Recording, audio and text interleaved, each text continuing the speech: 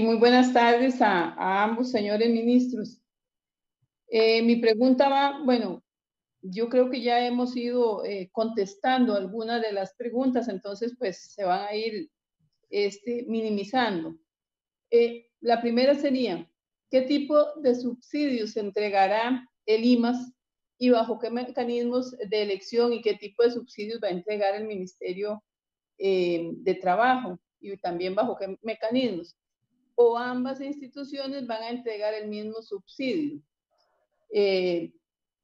temporal? La pregunta la realizo porque en la presentación, doña Yanina, usted menciona que se van a hacer subsidios para familias en condición de pobreza y no solo por afectados del COVID-19.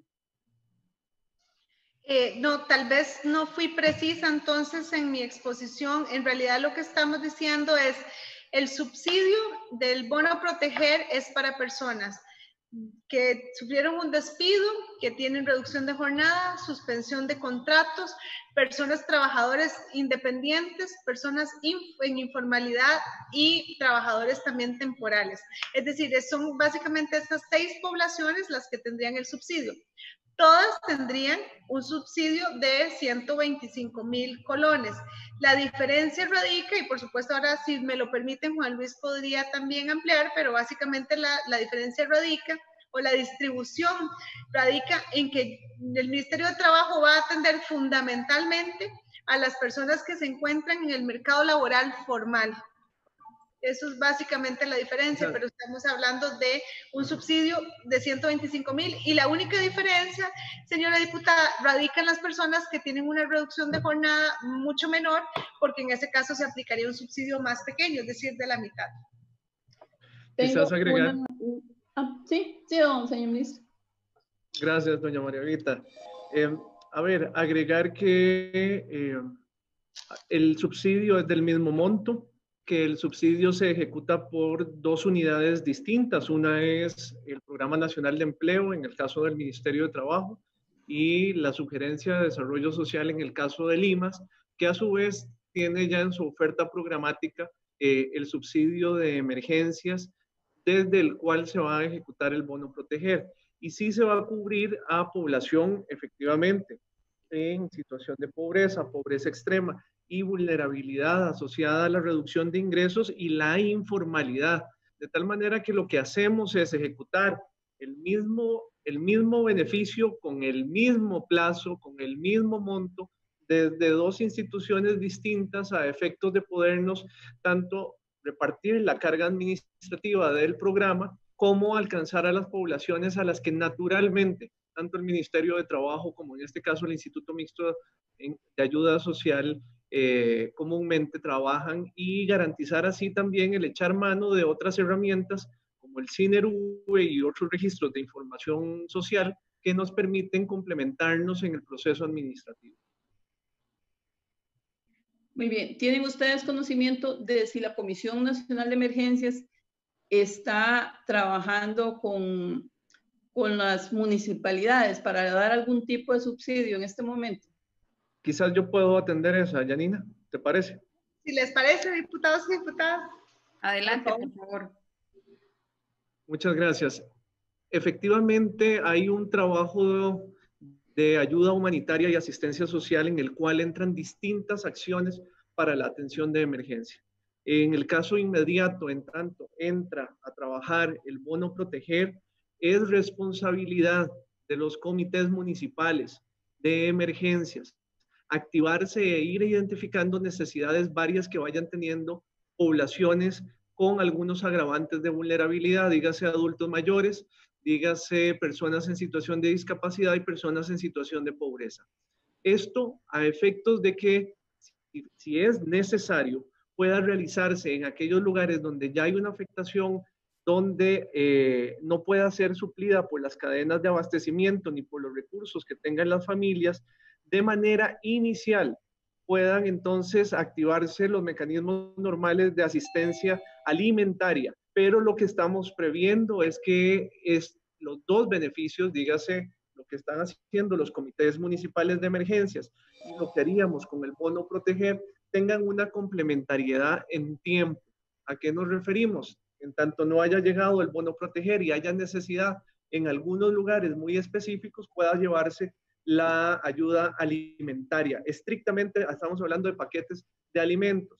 Si entra el bono proteger a atender a esas familias, los comités locales y comités municipales de emergencias harán la verificación previamente y entonces ya ahí no se brindaría, si hay un bono proteger de previo, ya no se brindaría la ayuda alimentaria. Pero en estos momentos, por ejemplo, un caso muy específico que ha sido necesario atender en días anteriores es en el rompimiento de la línea de abastecimiento que teníamos en Punta Burica.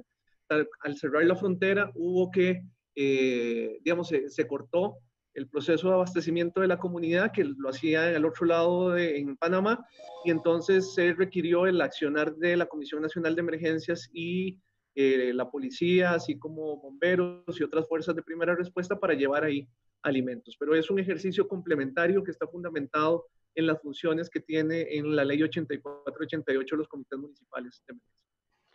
Ok, hago esta pregunta porque casualmente, digamos, me han llegado varias consultas específicamente en el cantón de Pérez Celedón, y hoy, digamos, uno de los síndicos me decía que les están diciendo en la municipalidad que quienes hayan sido afectados por el COVID-19, pues que entonces que los pongan en esa lista. Pero bueno, ya usted me la está empleando, que no es solamente, ahí sí entrarían adultos mayores, niños, no necesariamente entonces que hayan sido afectados, sino que estén pasando una situación de necesidad. Diputada, nada más y la aclaro, la función de los gobiernos locales en el caso del bono proteger está muy, y más allá de los gobiernos locales, en realidad de la Comisión Municipal de Emergencias. Su función es llevar la información a esas comunidades donde todavía puede ser que el mensaje no haya llegado. No obstante, se limita estrictamente a la información. Ellos no participan en la selección de beneficiarios y en este momento no participarían en ningún tipo de otorgamiento. Aquí lo que sí en algún momento podría ser que se vuelva estrictamente necesario es que en comunidades muy, muy alejadas, con un estricto control de la Comisión de Emergencias del Ministerio del Trabajo y del IMAS, pueda ser que en algún momento hacia adelante podamos decirle al comité municipal, miren, en comunidad tal, el abordaje vamos a tener que hacerlo en conjunto con la institucionalidad para llegarle a la población. Pero en este momento su única función está relacionada a la información, no a la selección y no al otorgamiento. Excelente, muchísimas gracias. Algo quiero que me aclaren es con respecto al alcance de los subsidios. Si se aprueban todos los recursos proyectados, ¿se alcanzará el 16% o el 20% total de las personas del país?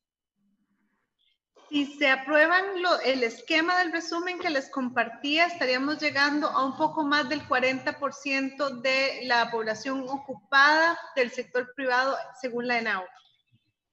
Ok, muy bien. Y bueno, ya la diputada Delgado Orozco hizo la pregunta, pero sí, igualmente a mí me gustaría que nos ampliara los mecanismos de selección, ¿verdad? Que conforme lleguen las solicitudes, pues es un asunto que aún no está muy claro y yo creo que a todos nos tiene con ese pendiente.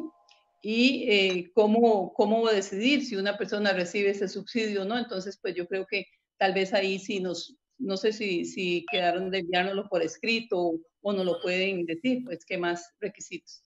Claro, diputada, con mucho gusto se los vamos a pasar por escrito también, pero sí es importante decir que aquí lo que estamos visualizando es que básicamente para que rechacemos a una persona que está haciendo la solicitud es porque no cumple por alguna razón, ¿verdad? No obstante, en términos de la disponibilidad de recursos, lo que haríamos también es una priorización, ¿verdad? De tratar de llegar a quienes en la medida de lo posible podamos determinar que tienen, digamos, una situación más apremiante en esta primera entrada.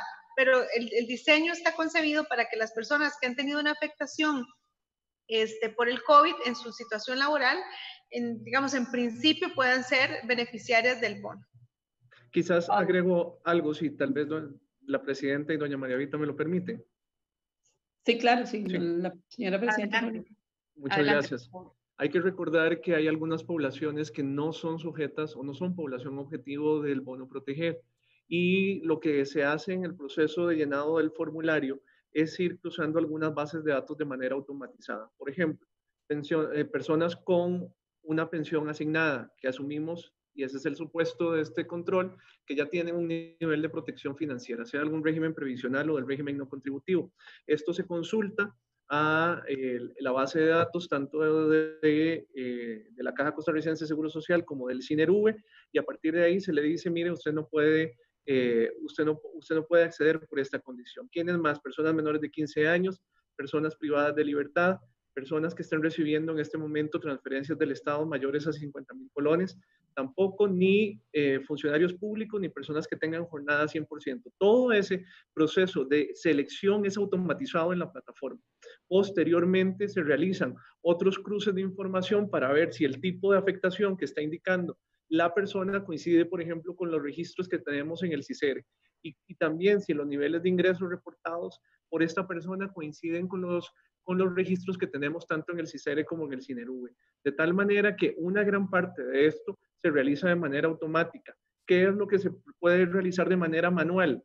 De manera manual se realiza en aquellos casos donde los ingresos son superiores a 750,000 colones, ahí se hace una revisión para garantizar que efectivamente sea un grupo familiar que tiene una necesidad, es decir, son 750,000 colones, que tiene una N cantidad de miembros dentro del hogar, que su condición era de antemano, por esa cantidad de números del hogar, estaba en un rango de vulnerabilidad. Todo eso se revisa y a partir de ahí, con ese grupo se toma la decisión. Pero ese es el proceso en términos generales. Más allá en lo técnico, hay una cantidad de pasos, algoritmos y ¿cómo se llama? Y controles que se han establecido que luego podríamos detallar en mayor profundidad.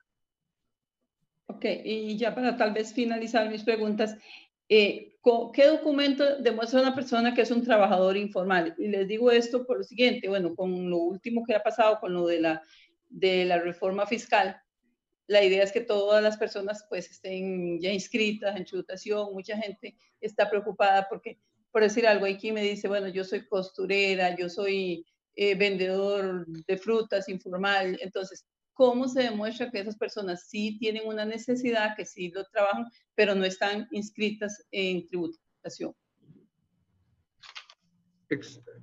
Janina, ¿querés contestar vos primero o yo? Por favor, gracias. Un poco para llevarte la carga en conjunto. Además, como esta es población que mucho estará siendo direccionada hacia Limas, aquí estamos echando mano de la necesidad de entender la lógica de una situación de emergencia.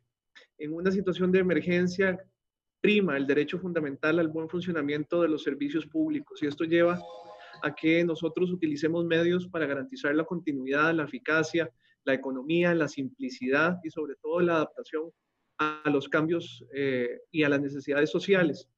Entonces, y además aplicar el ámbito de excepción que nos da el artículo, que nos da la ley 8488 de prevención y gestión del riesgo en el país. Eso implica que estamos echando mano de la declaración jurada como el medio sobre el cual se garantiza el tipo, la veracidad de la información que nos ha puesto la persona en la plataforma. Es así como entonces es sobre la base de la declaración, de la fe de juramento y las responsabilidades que ésta le genera al ciudadano que se estará actuando, recordando eso, que estamos en un marco de emergencia, que estamos en un marco muy distinto a otro tipo de emergencias previas donde vamos y comprobamos en sitio la afectación. Aquí estamos bajo un marco de distanciamiento social que nos exige echar mano de ese tipo de instrumentos. Aún así, también en el formulario hay un espacio al final donde las personas pueden, además de la fe de juramento y además de colocarnos qué tipo de actividad tenía y cuál era su ingreso, puede colocarnos otro tipo de detalles que nos permitan a nosotros contrastar